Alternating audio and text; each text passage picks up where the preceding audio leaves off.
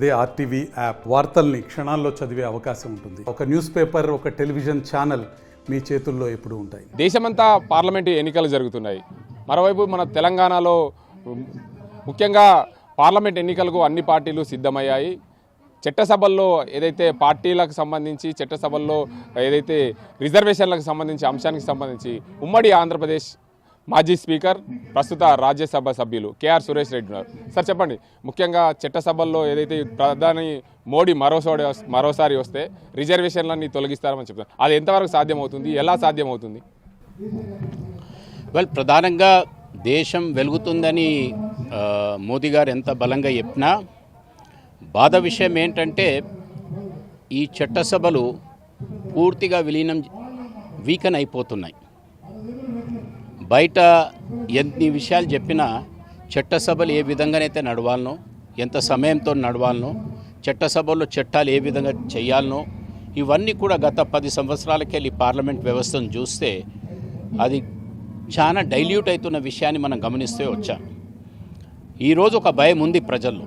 ఎందుకంటే రిజర్వేషన్స్ పోతేయచ్చు, రాజ్యాంగాన్నే మార్చవచ్చు అని అనుమానాలు ఎందుకు వస్తున్నాయంటే కొన్ని చర్యలు, మోదీ గారు తీసుకున్న చర్యలు ఇటువంటి అనుమానాలకు తావు చేస్తుంది, అంటే ఆ పాత్ చూపిస్తున్నది. ఉదాహరణకు మోదీ గారు మొదటిసారి ప్రధానమంత్రి కాగానే ప్లానింగ్ కమిషన్ అని ఉంటుంది. ప్లానింగ్ కమిషన్ అంటే ప్రతి రాష్ట్రానికి సంబంధం ఉన్న అవసరాలు, ఆ రాష్ట్రానికి సంబంధం ఉన్న బడ్జెట్, అదంతా కూడా ఆ రాష్ట్రాలకు సంబంధం ఉన్న ముఖ్యమంత్రులు వచ్చి చర్చించి బడ్జెట్ ఫైనల్ అవుతుంది. దాని ద్వారా రాష్ట్రానికి కావాల్సిన అవసరాలన్నీ కూడా ప్లానింగ్ కమిషన్ సూచనలు ఇచ్చి బడ్జెట్ అప్రూవ్ ఇచ్చి పంపిస్తారు. వీరు వచ్చిన తర్వాత ఏమన్నారు, ముఖ్యమంత్రులు ఢిల్లీకి రావటం ఏందయ్యా, మేమే ఢిల్లీకి వెళ్ళి నిధులు పంపిస్తామనే మాట చెప్పి ప్లానింగ్ కమిషన్ రద్దు చేసి నీతి ఆయోగ్ అని తీసుకొచ్చాడు. నీతి ఆయోగ్ వచ్చిన తర్వాత కొందరు అనుకున్నారు బాగానే జరుగుతుందని, కానీ ఇప్పుడు ప్రస్తుతం ఏమైపోయాది, నీతి ఆయోగ్ని పూర్తిగా దానికి పవర్ లేకుండా ఒక పన్ను లేని వ్యవస్థలాగా చేశారు. టూత్లెస్ ఆర్గనైజేషన్ అంటారే, ఆ విధంగా దాన్ని మార్చారు. దానివలన పరిణామాలు ఏంటి, ఈరోజు రాష్ట్రాలకు ఏ విధంగానైతే నిధులు రావాలనో, ఏదైతే ఫైనాన్స్ కమిషన్ ద్వారా డెవల్యూషన్ ఆఫ్ ఫండ్స్ అంటారు, ప్రతి రూపాయి కేంద్ర ప్రభుత్వంలో జమ అయితే దాంట్లో 41-42% రాష్ట్రాలకు వెళ్ళాలి. అది ఒక చట్టం. కానీ దాన్ని వీకన్ చేసి ఈరోజు సెస్సుల రూపంగా డబ్బులు వసూలు చేసి రాష్ట్రాలకు రావాల్సిన వాటా రావటం లేదు. ఇది ఒక చిన్న ఉదాహరణ. దీంతో ఏంది, అధికారం అంతా కేంద్రీకరణ జరుగుతుంది. ఫెడరల్ సిస్టమ్, ఫెడరల్ వ్యవస్థ అంటే భారతదేశం అంటేనే కౌన్సిల్ ఆఫ్ స్టేట్స్, దానికి భిన్నంగా 1 నేషన్ 1 ఓట్ అని, 1 నేషన్ 1 లా అనే ఒక థియరీ తీసుకొస్తారే, దాని వెనుక కుట్ర ఇదే అని మేము భావిస్తాం. దీనికి ఉదాహరణలు కూడా నేను చెప్పాను.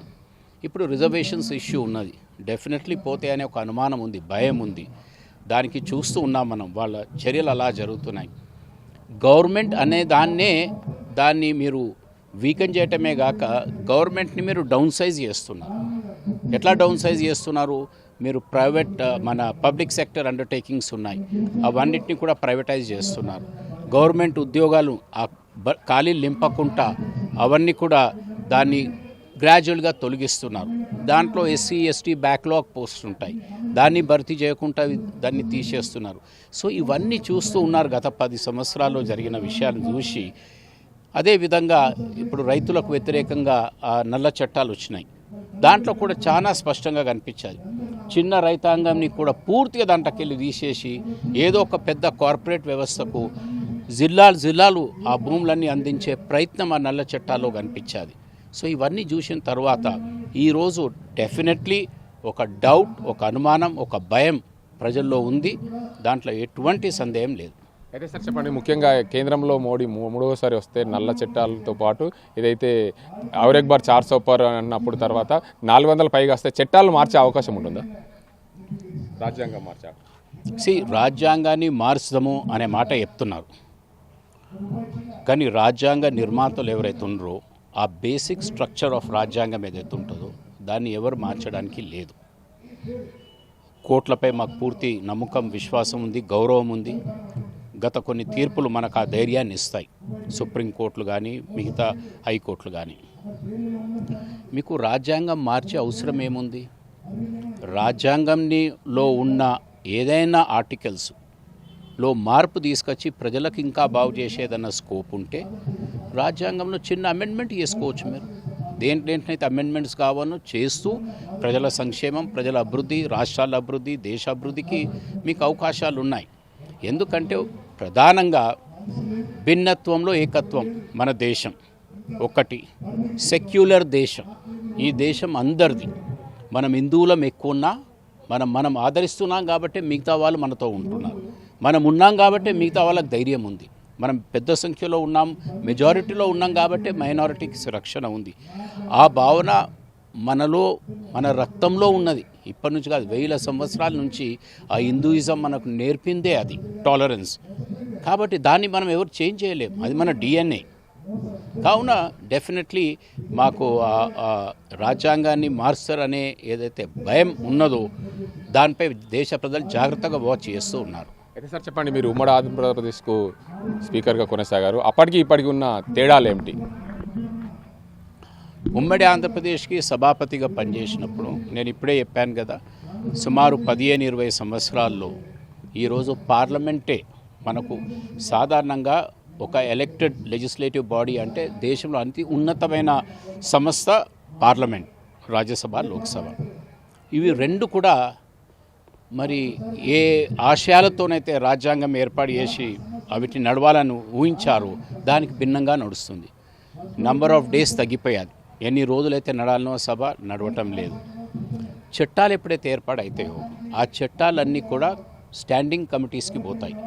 కమిటీస్కి ఎందుకు పోతాయంటే రాజకీయాలకు భిన్నంగా ఆ చట్టాల్లో ఉన్న మంచి చెడ్డలన్నీ కూడా రాజకీయాలకు అతీతంగా సభ్యులు దాన్ని చర్చించి సూచనలు ఇచ్చి పార్లమెంట్కి పంపితే అది పార్లమెంట్లో చర్చల తర్వాత మరి పాస్ అవుతుంది. అటువంటి దానికి భిన్నంగా ఈరోజు మీకు ఆర్డినెన్స్లు ఎక్కువ వస్తున్నాయి. చట్టాలు అవసరమే లేదు, మాకు బలం ఉంది కాబట్టి మేము ఏదంటే అది కానూన్ చేసుకుంటాం అనే దీనికి ఇది భారతదేశానికి ఉన్న ఇమేజ్కి, భారతదేశం ప్రపంచంలో అతిపెద్ద ప్రజాస్వామ్య దేశం, అతిపెద్ద ప్రజాస్వామ్య దేశం కాకుండా భిన్నత్వంలో ఏకత్వంలో అన్నిటికంటే అతిపెద్ద ఓటింగ్ ఉన్న దేశం మనది. ఈరోజు అభివృద్ధి చెందిన దేశాలు అమెరికా, యూరప్ లాంటి వాళ్ళు కూడా మన ప్రజాస్వామ్యాన్ని, మన పార్లమెంట్ డెమోక్రసీ వైపు చూస్తూ ఉంటారు. అందుకొరకు దీన్ని ఏ విధంగా కూడా విలీనం చేస్తే మరి మన దేశ ఉన్న గౌరవాన్ని, దేశంకున్న గుర్తింపుని తగ్గించిన వల్ల మేతాం. సార్ చెప్పండి, నిజామాబాద్ పార్లమెంట్ పరిధిలో విస్తృతంగా మీరు ప్రచారం చేస్తున్నారు. ఎలా ఉంది మీ ప్రచారం? దీనికి అందరికి సంబంధించి నిజామాబాద్ పార్లమెంట్ బీఆర్ఎస్ పార్టీ అభ్యర్థిగా బాజిరెడ్డి గోవర్ధన్ గెలుపు కోసం మీరు ఎలా కృషి చేస్తున్నారు? నిజామాబాద్ పార్లమెంట్తో పాటు యావత్ తెలంగాణలో ప్రజలు ఇప్పుడిప్పుడు షాక్లకి వెళ్ళి బయటకు వస్తున్నారు. అసలు వాళ్ళు ఊహించలే కేసీఆర్ ఓడిపోతాడు, బీఆర్ఎస్ ప్రభుత్వం పడిపోతుంది అని.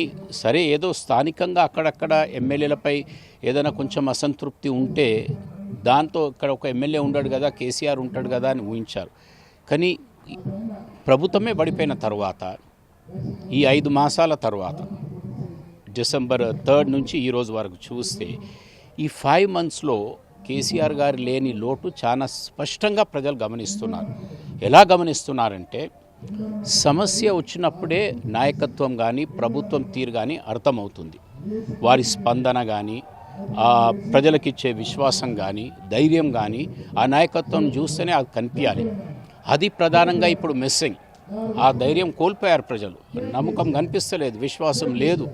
అటువంటి సమయంలో ఈ పార్లమెంట్ ఎలక్షన్స్ వచ్చాయి.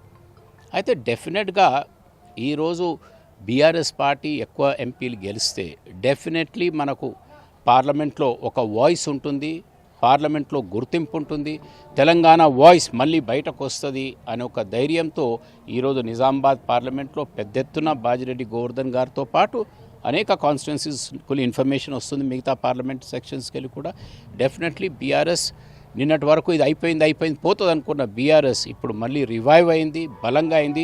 కేసీఆర్ గారి పర్యటనలు దానికి ఒక చిన్న ఉదాహరణ. ఎంత లక్షలాది మంది ప్రజలు వస్తున్నారంటే అదే ఒక రిఫ్లెక్షన్.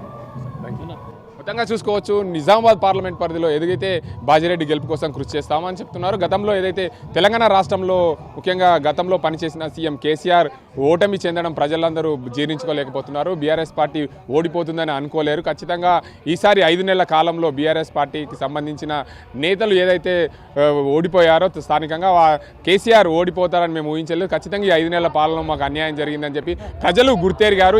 ఈ పార్లమెంట్ ఎన్నికల్లో పూర్తి స్థాయిలో దీనికి అంతటికి సంబంధించి పార్లమెంట్ ఎన్నికల్లో మొత్తంగా ఏదైతే ఈ బీఆర్ఎస్ పార్టీకి పట్టం కట్టే విధంగా ఉంటుందని చెప్పి చెప్తున్నారు. ఇది ఇక్కడ పరిస్థితి. కెమెరా పర్సన్ అజీంతో గంగారెడ్డి, RTV నిజామాబాద్. నమస్తే అండి.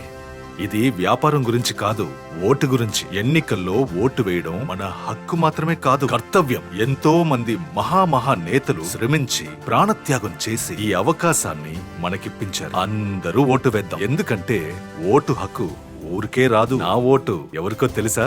అది సీక్రెట్ అండి.